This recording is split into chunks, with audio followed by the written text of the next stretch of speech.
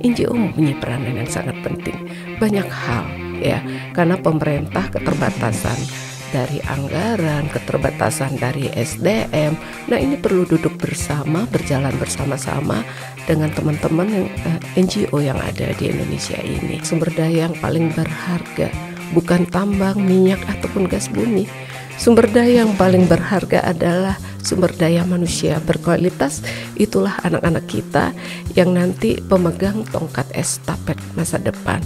Kemiskinan itu butuh will ya, butuh keinginan ya, terutama dari penguasa dulu, pemerintah dulu. Sebagai mitra pembangunan, kita akan lebih cepat untuk melakukan sesuatu karena kita kan kuatnya di pendampingan ya, kita langsung di masyarakat di bawah.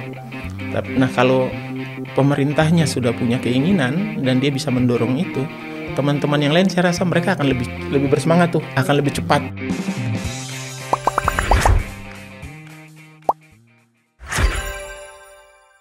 Halo, welcome to Wahana Visi Indonesia's podcast, Our Days to End Child's Poverty.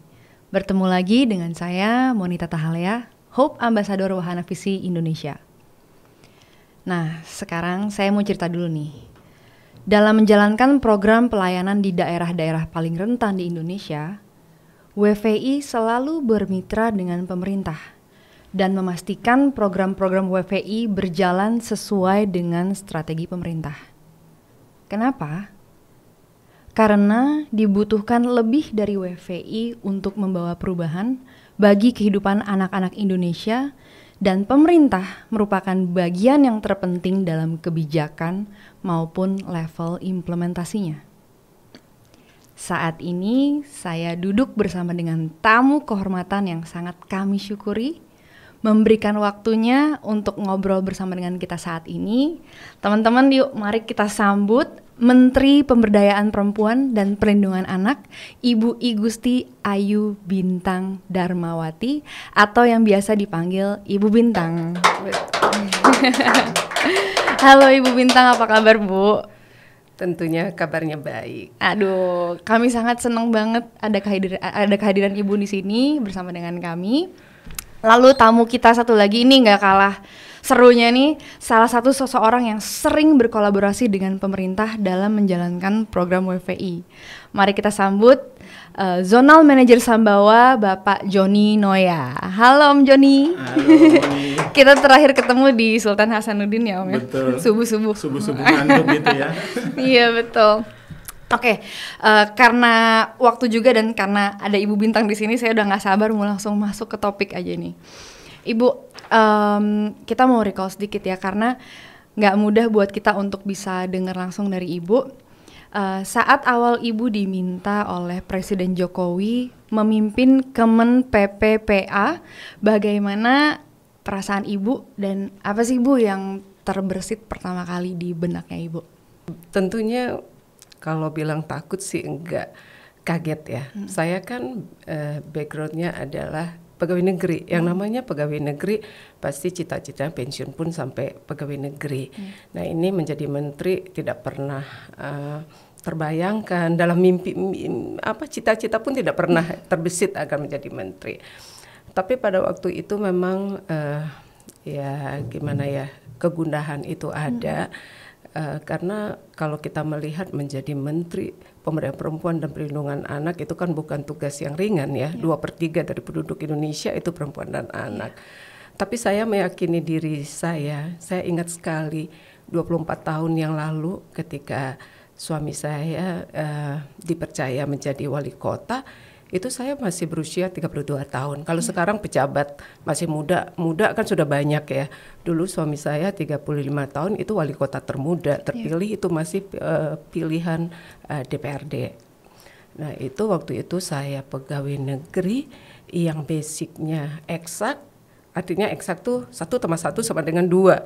Nah, menjadi istri pimpinan daerah itu kita kan tidak boleh kaku ya dengan berhadapan dengan masyarakat, kita harus fleksibel. Waktu itu itulah yang menguatkan. Dulu saja saya diragukan menjadi istri wali kota dengan background yang boleh dikatakan banyak hal yang harus kita lakukan. 1+1 tidak harus 2, bisa juga 3+1 sama dengannya. Nah, itu asalkan kita ada komitmen, mau belajar, mau mendengar, dan kerja keras. Tidak ada sesuatu yang tidak mungkin untuk bisa kita lakukan. Itu yang menyemangati diri saya. Amanah itu kita terima, dan tentunya saya yakin kita tidak akan bisa bekerja sendiri sehebat apapun kita tanpa kita dukungan orang-orang di sekitar kita.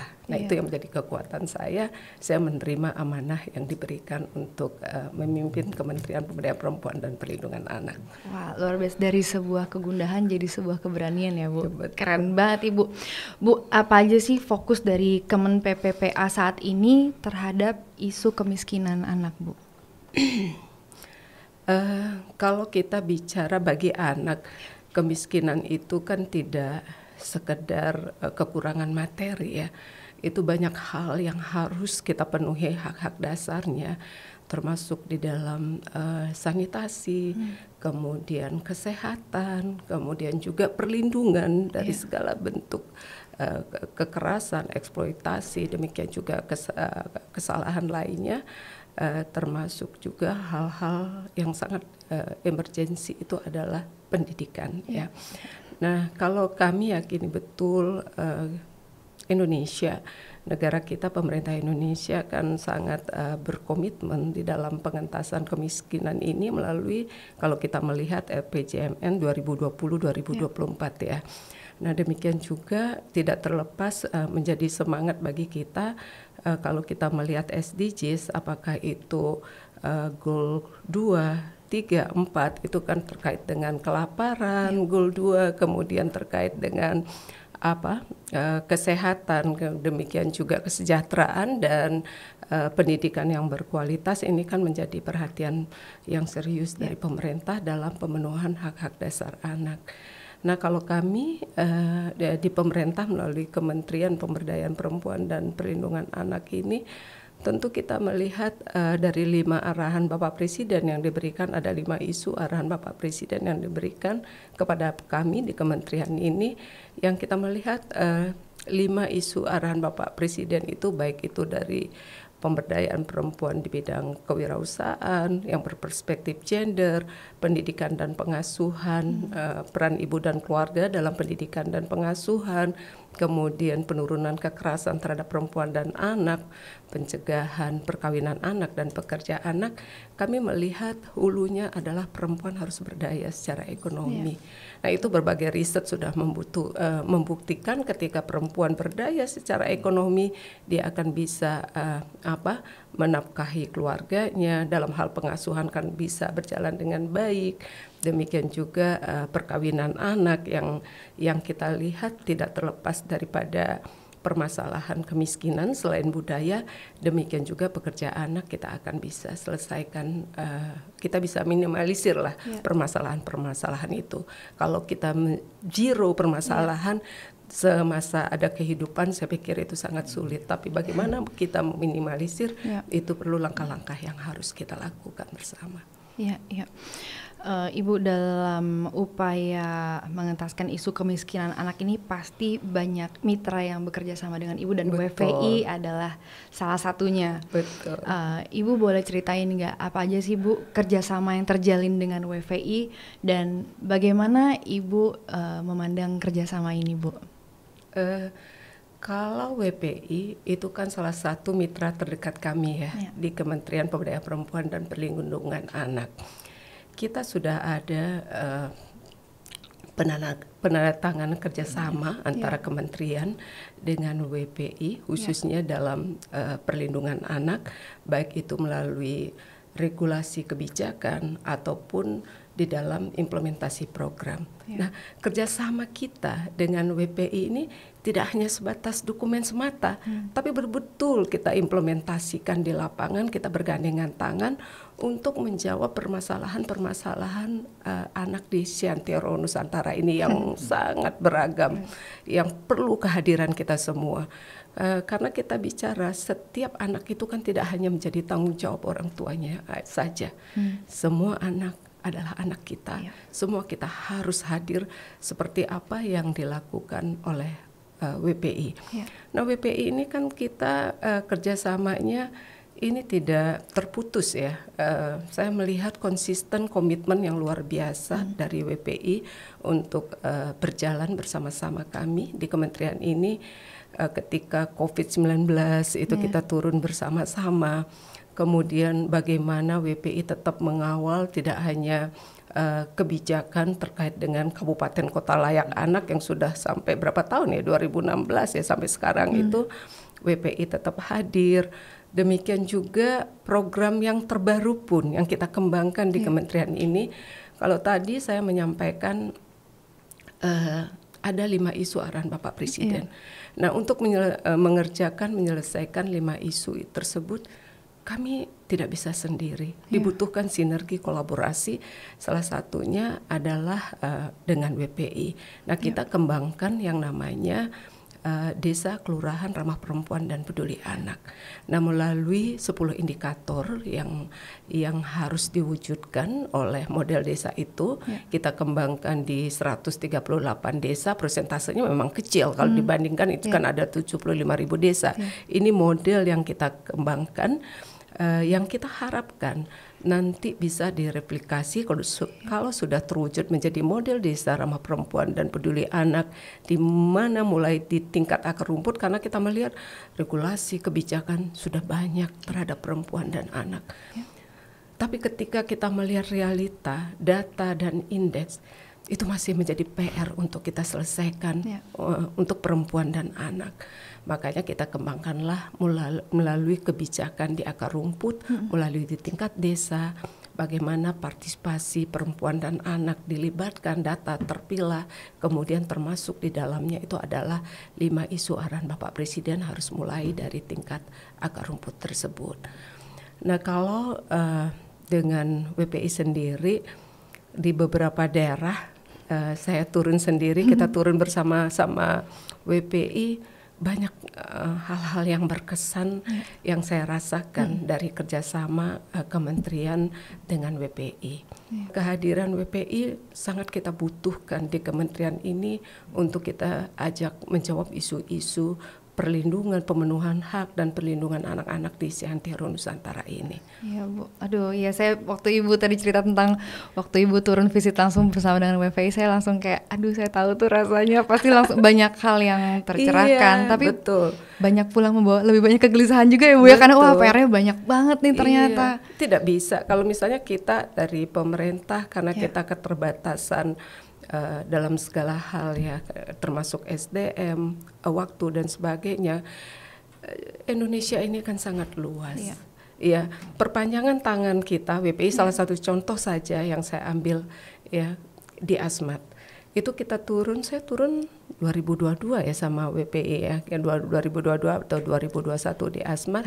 Nah, WPI itu sudah mendampingi 2018 dengan konsisten mendampingi anak-anak di sana.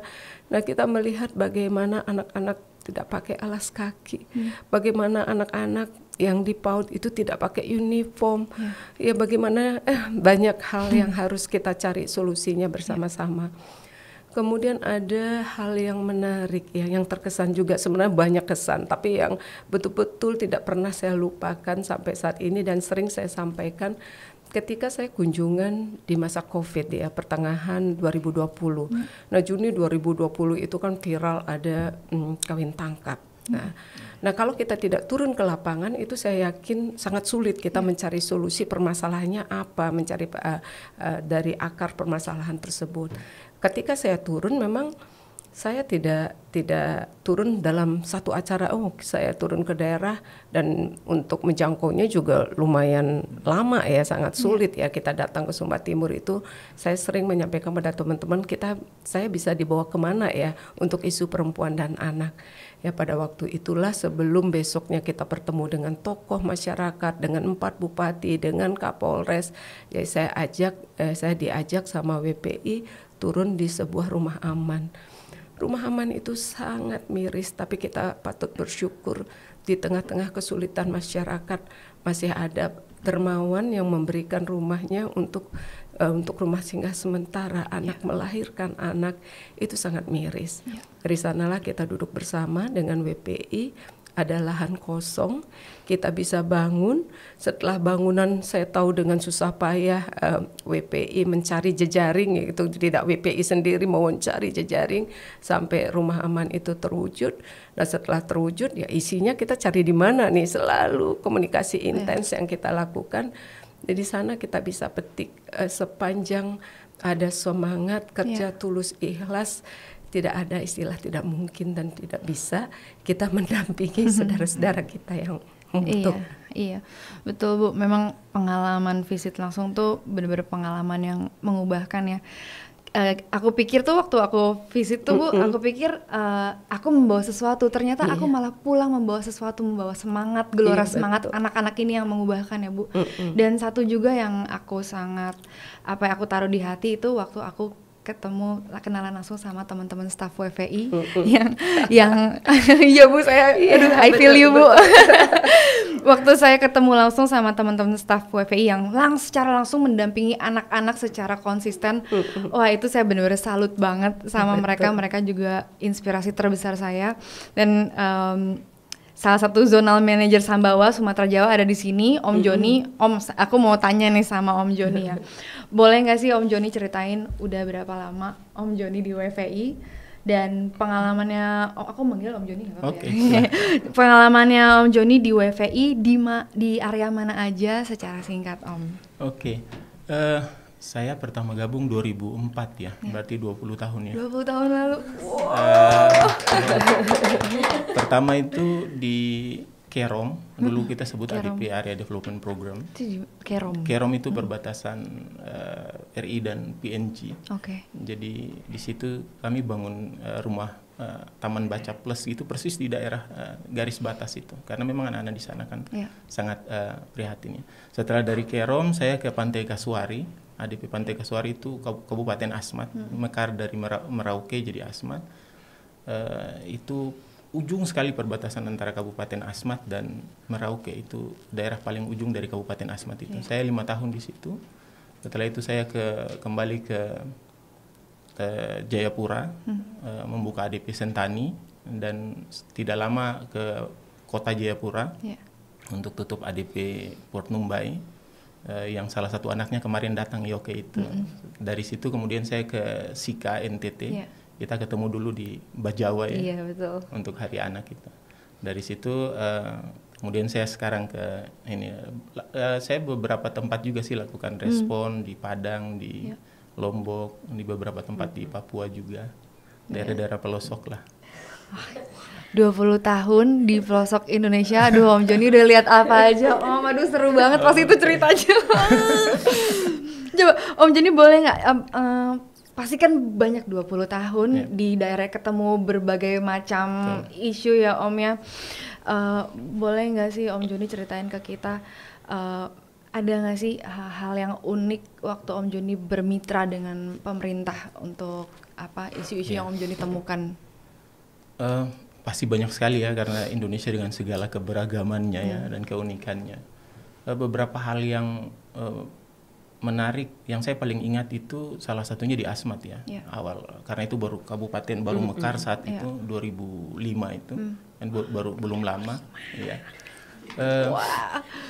Saya ingat kami kalau Asmat itu kan kecamatannya dibagi per sungai ya. Jadi kami itu ada 4 anak sungai ya, ada Krongkel, Kok, Fait, dan Ocenep.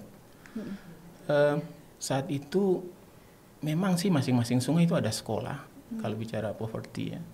Tapi guru yang ada di sana hampir nggak ada, karena memang masyarakatnya juga pergi cari gaharu di hutan atau pergi cari makan berbulan-bulan baru kembali. Satu sekolah itu kalau ada 1 guru sudah lumayan. Lalu dengan kabupaten baru, APBD-nya juga masih kecil dan sebagainya.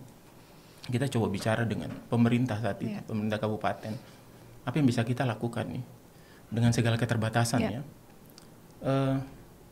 Saya ingat ajak Pak Bupati dan Wakil Bupati. Kebetulan yang datang Pak Wakil Bupati ke Pantai Kasuari, itu kan cukup jauh. Kalau nggak ada ombak 4 jam lah. Kemudian kita sama-sama kegiatan per 3 hari dengan para guru-guru yang punya komitmen. Waktu itu WFI supaya bisa ngajarin anak baca tulis, dan dia punya kebiasaan bahwa oke, manusia itu kalau satu kebiasaan harus sekolah, punya disiplin gitu, karena kan sangat dasar di sana ya kebutuhannya. Lalu kita punya sekitar 40 guru. Kita sebutlah guru bantulah di situ. Yang anak-anak desa itu juga yang bisa baca tulis. Karena pada masa itu untuk masuk SMP, kalau bisa tulis nama itu bisa lulus SMP. Bisa baca. Karena memang sama sekali kan sangat tertinggal. Kita punya 40-an guru itu, kita ajak datang teman-teman yang lain juga, terutama teman-teman dari gereja, karena ada keuskupan di sana, ada beberapa gereja yang lain. Lalu kita bisa bikin apa nih? Kita bikin satu gerakan bersama, namanya Gerakan Peduli Pendidikan di situ. Lalu kemudian bersyukur bahwa pemerintahnya mulai peduli nih. 2004 itu kan dinas PPA itu belum kuat ya, masih. Tapi kemudian dilakukanlah upaya-upaya, dan kalau sekarang kita bersyukur bahwa kemudian wilayah itu kalau untuk pendidikan paling maju saat ini adalah wilayah yang kita sempat dampingi. Karena waktu saya 2009-2010 ke kota Jayapura, dan ada asrama asmat dibangun di Jayapura itu, 90% lebih itu anak-anak yang berhasil dari asmat sampai kuliah di Jayapura. Yang tinggal sih 90%-nya anak-anak yang kami dampingi dulu di daerah itu, karena memang itulah gambaran keseluruhan wilayah saat itu. Jadi bersyukur bahwa pemerintah juga mau punya kepedulian dengan segala keterbatasannya, dan pihak-pihak lain juga mau bersama-sama. Karena kami yakin kalau isu kemiskinan kalau hanya satu pihak yang bermain itu nggak mungkin dilakukan. Diperlukan kolaborasi antara pemerintah, NGO dan masyarakatnya sendiri ya. Nah, Ibu, gimana sih Bu peran NGO dalam pembangunan ya Bu? Menurut Ibu kenapa perlu NGO di Indonesia Bu? Kalau kita bicara peran NGO, saya pikir mempunyai peranan yang sangat kuat ya di dalam ikut berperan di dalam pembangunan bangsa dan negara ini. Kenapa peran NGO itu menjadi penting, Mbak Monita? Saya sampaikan ketika saya diberikan amanah menjadi Menteri Pemberdayaan Perempuan dan Perlindungan Anak. Saya datang hari pertama tentu dengan teman-teman di kementerian, para deputi, dengan teman di jajaran kementerian saya belajar. Kemudian 2 harinya itu di rumah di kediaman justru saya mengundang para NGO. Ya, itu semua pemerhati perempuan dan anak saya undang. Nah, di sana saya pikir karena mereka yang selama ini mendampingi di wilayahnya masing-masing ya, yang tidak 1-2 hari tapi berbulan-bulan bahkan bertahun-tahun seperti apa yang dilakukan oleh WPI. Nah, itu akan kita banyak mendapatkan, saya harus mengerjakan apa, diberikan amanah di kementerian ini. NGO mempunyai peranan yang sangat penting, banyak hal. Ya, karena pemerintah keterbatasan dari anggaran, keterbatasan dari SDM. Nah, ini perlu duduk bersama, berjalan bersama-sama dengan teman-teman yang NGO yang ada di Indonesia ini. Nah, salah satunya saya juga ketika kita melihat ya terkait salah satu produk undang-undang ya dalam keberpihakan kepada perempuan terkait dengan tindak pidana kekerasan seksual, ini kan intens juga saya didampingi oleh teman-teman NGO. Nah, makanya akan menjadi penting peran daripada NGO ini, karena bagaimanapun juga apalagi apakah kita antara pemerintah, NGO, nah kita harus berjalan bersama-sama untuk menjawab isu-isu kemudian yang berkaitan dengan hal-hal yang harus kita selesaikan untuk mewujudkan negara ini menjadi negara yang maju dan sejahtera. Nah, kita kan apakah banyak hal yang bisa kita sharing dengan NGO, apakah itu dari sharing budget, sharing knowledge maupun resources, itu akan menjadi penting. Karena saya yakin ketika kita melangkah bersama-sama ya, itu hasilnya akan jauh optimal. Bukan berarti ketika kita berjalan sendiri-sendiri tidak berhasil, tapi akan jauh lebih optimal tujuan yang kita capai ketika kita bergerak secara bersama-sama. Contoh seperti apa yang kami lakukan dengan WPI di beberapa daerah. Tadi sudah Pak Joni menyampaikan juga bagaimana perjuangan, tantangan yang luar biasa ketika kita mendampingi anak-anak yang ada di Asmat. Itu pemerintah tidak bisa, pemerintah pusat maupun dengan pemerintah sendiri akan menyelesaikan itu tanpa hadirnya para teman-teman yang tergabung di dalam NGO ini. Para pemerhati semuanya, bagi saya itu hal yang luar biasa. Om Joni sudah ada panggilan langsung tuh ya kalau pemerintah membutuhkan tuh ya Om Joni ya. Om Joni, seberapa penting dan seberapa besar dampak kemitraan dengan pemerintah bagi pengentasan kemiskinan dan kesejahteraan anak-anak Om? Apakah Om bisa share contoh yang dialamin? Kalau tanya seberapa penting, penting banget ya. Karena kalau WFI sendiri kita meyakini bahwa kemiskinan itu adalah dampak dari relasi-relasi yang tidak berjalan harmonis antara dia dengan dirinya, sesama, dengan Tuhannya, dengan alamnya. Kayaknya punya banyak contoh yang saya alami ya. Misalnya terakhir selain di Asmat tadi, terakhir saya di Sika, Kabupaten Sika di NTT. Kan salah satu hak kalau dari klaster-klaster pemenuhan anak-anak itu, salah satu yang di klaster 1 kan tentang identitas diri. Hak anak salah satu. Jadi anak itu kan harus diakui negaranya, dia harus punya akta lahir dan sebagainya supaya dari situ dia bisa mengakses berbagai hal yang lain. Saya punya pengalaman waktu 2016 saya ke Sika itu cakupan akta kelahiran cukup rendah, walaupun sempat tinggi terus turun lagi sekitar 40-50% satu kabupaten itu. Kemudian gimana nih, apa yang bisa dilakukan? Bersyukur sebelumnya teman-teman dari Keuskupan Maumere sudah bekerja sama dengan UNICEF, lalu kita duduk sama-sama apa lagi yang bisa lakukan berkolaborasi dengan lebih besar lagi supaya bisa mempercepat ini. Lalu dari hasil itu kita bilang ini nggak mungkin tanpa pemerintah, baik eksekutif maupun legislatifnya. Karena eksekutif mungkin punya keinginan, kalau legislatifnya nggak mau kasih anggaran juga agak susah juga. Dan akhirnya duduk bersama tuh. Bapak Uskup datang kasih pembukaan dan sebagainya. Kebetulan ya Bupati adalah warga jemaatnya, Ketua DPR juga, Ketua Komisi. Lalu dibilang ini anak-anak, kondisi anak-anak kita saat ini gini. Saya akan kasih keluar surat tentang surat dari Keuskupan untuk pemenuhan hak anak, bicara tentang, dan salah satu yang harus diperhatikan adalah akta lahirnya. Dari situ Bupati bilang gimana nih, sudah perintah dari Bapak Uskup nih, udah kita kalau gitu ya sudah pakai haknya dia sebagai kepala pemerintahan gitu. Akhirnya Bupati mengeluarkan peraturan Bupati. Yang pertama dia oke, kalau begitu kita cabut dulu nih sanksi administrasi, karena kan masalah akta lahir itu kelihatan sederhana ya, tapi ternyata berat. Untuk orang desa yang tinggal jauh, datang sampai ke dinas Dukcapil itu kan butuh ongkos yang besar, dan itulah biasanya masalahnya. Kemudian bagaimana mencatat yang benar dan sebagainya. Akhirnya Bupati keluarkan beberapa peraturan sih, salah satunya peraturan Bupati untuk mencabut akta lahir, sanksi administrasi, tapi kemudian dia beratkan kalau urus akta lahir di atas 17 tahun yang sudah tidak lagi anak, itu sanksinya diperberat jadi 500.000. Kalau sanksi administrasinya kan 50.000 sebenarnya, tapi lewat sidang. Dan kita lakukan juga dari situ membuat tim.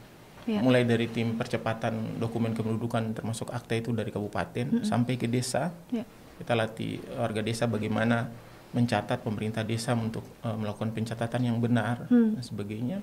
Dan dalam 2 tahun ya, akhirnya angka akta lahir itu hampir 80%, dari 70 sampai 80%. Kita bilang waktu itu kalau kita nggak berkolaborasi yang tadi Bu Menteri sampaikan, kayak itu nggak mungkin deh. Betul.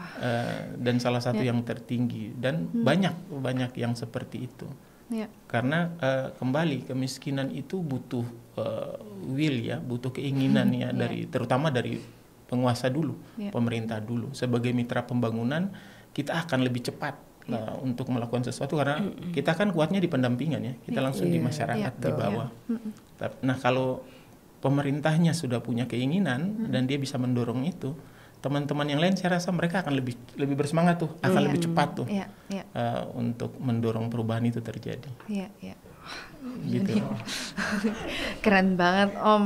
Aduh, untuk Ibu nih ya Bu, tantangan kolaborasi di dunia humanitarian dan pengembangan di Indonesia tuh apa Bu? Kalau kita bicara tantangan ya, kita kan semua tentunya menyadari ya bahwa seiring dengan perkembangan zaman semakin banyak tantangan kemanusiaan baik di masa kini maupun di masa datang. Nah inilah dibutuhkan bagaimana kita menyamakan persepsi, itu akan menjadi penting. Tadi Pak Joni juga menyampaikan ya untuk kegiatan-kegiatan kemanusiaan ini akan menjadi penting kita mempunyai tujuan yang sama ya, sama menyatukan tujuan, kemudian sehingga langkah kita akan semakin cepat melihat ketika kita melakukan kolaborasi. Kalau kita bicara kemanusiaan itu memang permasalahannya sangat kompleks ya Pak ya Joni ya. Iya, tapi tidak ada istilah tidak mungkin. Saya selalu memakai bahasa tidak ada istilah tidak mungkin. Nah, kolaborasi, sinergi itu adalah kunci ya untuk kita mendapatkan hasil yang optimal. Makanya saya dengan teman-teman sering mengatakan ya demikian juga ketika kita bicara masalah sisi kemanusiaan ini memang dibutuhkan kita bergerak, berjalan, bekerja dengan hati. Kalau kita lakukan dengan hati yang tulus ikhlas gitu ya, semuanya akan bisa kita lakukan dengan baik. Kalau kolaborasi, kalau saya pikir kalau sudah punya langkah yang sama, tujuan yang sama, kolaborasi itu akan kita bisa lakukan dengan baik. Salah satunya ya kami dengan WPI itu kita betul. Apapun permasalahannya tidak perlu terlalu formalitas. Kalau dari sisi kemanusiaan itu kita bisa berinovasi kreativitas di tengah jalan untuk kita bisa mewujudkan menyelesaikan isu-isu ini. Nah itu dibutuhkan komitmen saja lah. Semoga dengan kemitraan ini bisa terus berlanjut ya Bu ya, dan kita bisa melakukan hal yang lebih besar lagi untuk anak-anak Indonesia. Aduh, aku sedih banget karena kita sudah hampir ada di penghujung ini. Aduh, waktu yang sangat berharga sekali Ibu, Om Joni. Ibu, apakah Ibu ada pesan untuk semua NGO anak di Indonesia Bu? Tentunya pesan saya kepada teman-teman NGO anak, marilah kita terus berjejaring, bersinergi, berkolaborasi. Sekali lagi anak-anak adalah generasi penerus bangsa. Investasi, kalau kita bilang, saya sering mengatakan sumber daya yang paling berharga bukan tambang, minyak ataupun gas bumi. Sumber daya yang paling berharga adalah sumber daya manusia berkualitas. Itulah anak-anak kita yang nanti pemegang tongkat estafet masa depan. Makanya saya sangat berharap kepada teman-teman NGO itu tidak hanya berjejaring sesama NGO saja, tapi kita harapkan teman-teman NGO membangun jejaring dengan semua pentahelix. Apakah itu pemerintah, apakah itu dunia usaha, apakah itu media, termasuk yang paling penting membangun jejaring dengan masyarakat. Nah, mudah-mudahan kalau untuk anak-anak kita, dan sering saya mengatakan mari kita bergerak bersama untuk pemenuhan hak dan perlindungan anak-anak yang ada di seantero Nusantara ini. Amin. Ucapan adalah doa, kita aminkan ya Bu ya semua harapan ini Bu. Yang terakhir nih Bu, apa mimpi Ibu untuk anak-anak Indonesia dan perempuan Indonesia? Harapan saya untuk perempuan dan anak Indonesia ya tentunya saya ingin perempuan dan Indonesia di seluruh seantero Nusantara tidak hanya menjadi objek pembangunan, tapi harus menjadi subjek pembangunan. Itu yang pertama. Karena kita melihat tidak boleh dari penghujung, tidak boleh. Kalau sudah ngomongin perempuan dan anak saya sering tidak kuat karena di depan mata memang masih banyak PR untuk perempuan dan anak. Tapi sekali lagi karena ini penghujung, tidak ada istilah tidak mungkin dan tidak bisa. Saya juga berharap kepada perempuan dan anak di seluruh Indonesia, mereka harus punya mimpi, ya. Mereka harus mampu bermimpi dan mewujudkannya. Selama ini kita perempuan dan anak yang terdiri dari 2/3 penduduk Indonesia, saya harapkan tidak hanya pemerintah, seluruh masyarakat yang ada, terutama bagi perempuan di tengah budaya patriarki yang mengakar ini, dan konstitusi negara kita, Undang-Undang Dasar Negara Republik Indonesia sudah memandatkan setiap warga negara mempunyai hak yang sama. Mudah-mudahan ketimpangan yang sampai saat ini terjadi, baik itu melalui IDG, IPG, ya kemudian IPM dan TPAK, kita akan bisa wujudkan kesetaraan dengan komitmen tentunya hadirnya pemerintah, demikian juga tokoh adat dan tokoh agama memberikan kesempatan dan peluang kepada perempuan dan anak di Seantero Nusantara ini. Tetap semangat perempuan dan anak Indonesia, jadilah perempuan sebagai tiang negara dan anak sebagai generasi penerus bangsa yang nanti pemegang tongkat estafet bangsa dan negara yang kita cintai. Luar biasa banget, tepuk tangan dong teman-teman semua. Ibu Bintang, terima kasih atas dedikasi Ibu untuk perempuan dan anak-anak Indonesia. Om Joni juga terima kasih banyak. Om sudah mendampingi anak-anak dan juga banyak staf di pelosok-pelosok Indonesia. Dedikasi Ibu Bintang dan Om Joni itu sangat menginspirasi kami juga sebagai kaum muda, juga jadi terinspirasi, terbukakan juga matanya untuk sama-sama berkolaborasi untuk memajukan kesejahteraan anak-anak Indonesia dan perempuan Indonesia ya Bu. Mengutip Ibu Bintang, tidak ada yang tidak mungkin kalau kita terus bersinergi antara pemerintah, NGO, dan kami juga sebagai masyarakat untuk kesejahteraan anak Indonesia dan perempuan Indonesia. Terima kasih teman-teman telah menyaksikan dan mendengarkan Wahana Visi Indonesia's podcast bersama saya Monita Tahalea. This is our days to end child's poverty. Sampai ketemu lagi.